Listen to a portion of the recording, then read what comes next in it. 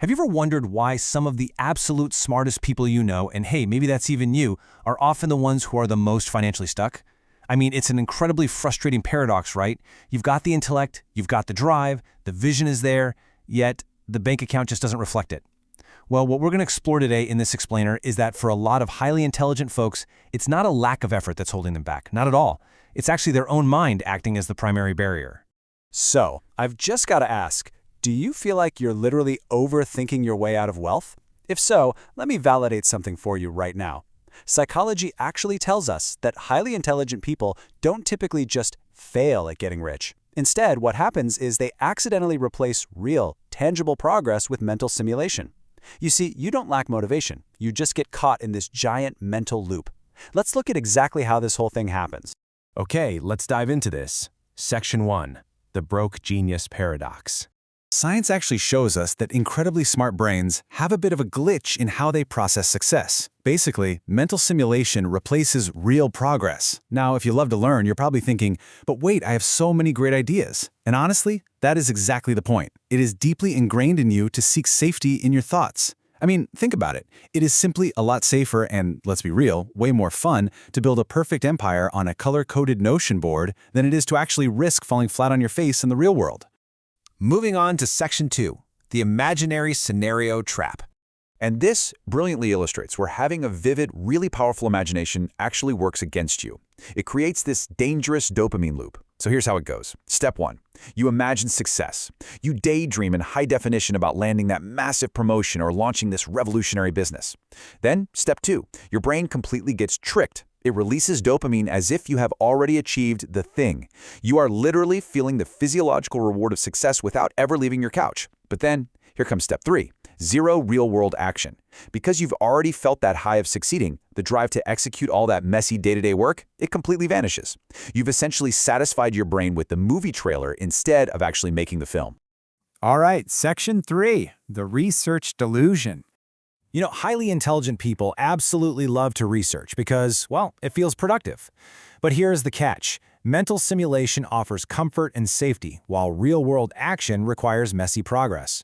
You might spend, say, 3 whole weeks reading reviews for the absolute perfect productivity app instead of, actually starting the work. It's like you get stuck in the research phase for years, completely convinced you're just being thorough. But in reality, over-researching is a psychological survival pattern. We use it to hide a really deep fear of failure under the very respectable guise of gathering more information. We convince ourselves that we absolutely need a perfect, logical plan, and that just keeps us safely insulated from the completely unpredictable reality of actually trying. Which brings us to Section 4, the guilt of parentification. So, shifting gears a bit, high intelligence often comes with this heavy emotional burden that's actually rooted in childhood. Let's talk about parentification.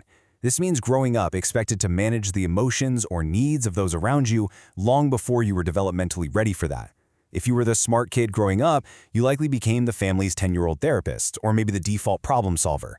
And what this does is it creates an incredibly powerful subconscious belief that prioritizing your own needs is somehow selfish or even wrong.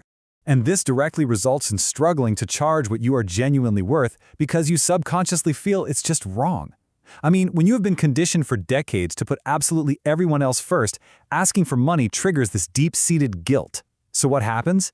You end up artificially capping your own earning potential. Not because you lack the skills, definitely not, but because of this outdated childhood dynamic that makes financial self-interest feel like a literal betrayal.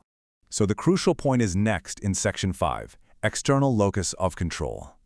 Now, incredibly smart individuals often mistakenly believe that wealth is something that just kinda happens to him. An external locus of control basically means you're waiting for the perfect market conditions or waiting for the right boss to finally recognize your genius. But by maintaining this external focus, you're essentially surrendering all your power. You prevent yourself from taking the reins of your own financial destiny, and you end up perpetually stuck waiting for permission from the outside world, rather than just building it yourself from the ground up.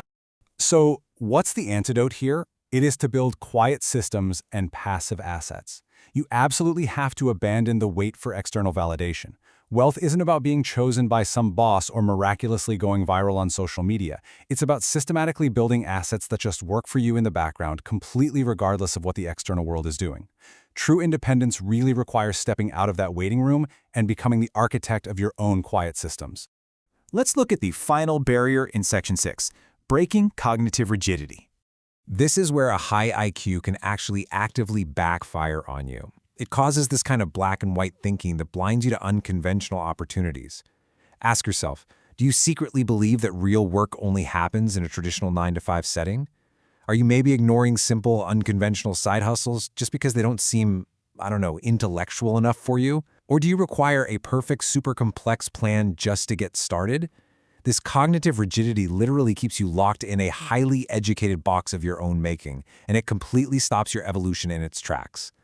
You see, complex plans keep you completely stuck in thought, while solving simple problems is what actually builds wealth. The highly intelligent brain just craves perfect logic and complexity. It wants that massive 50-page strategy document before doing anything. But the truth is, true wealth almost always comes from just diving in and offering a straightforward solution to a very common, very messy real-world pain point. You do not need a complex algorithm. You literally just need to start offering a simple solution. I really want you to hear this clearly.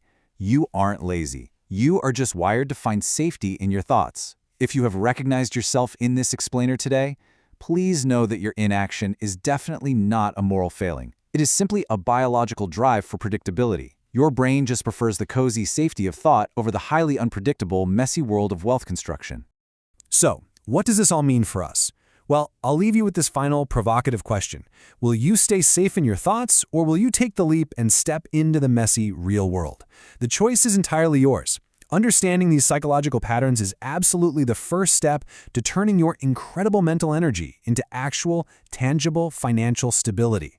If you want to continue uncovering the kind of psychology that most people completely ignore, make sure to hit that subscribe button. We have so much more to explore together, and I can't wait to share it with you.